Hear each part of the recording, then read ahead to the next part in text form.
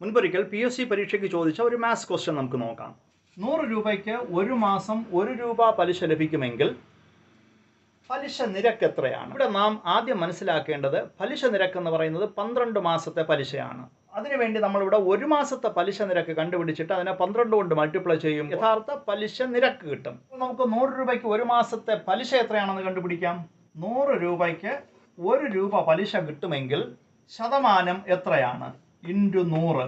100 രൂപയ്ക്ക് 1 രൂപ പലിശ ലഭിച്ചാൽ പലിശ നിരക്ക് സമം 1/100 × 100 ഈക്വൽ ടു 100ഉം 100ഉം ക്യാൻസൽ ചെയ്ത് പോകും, 1%.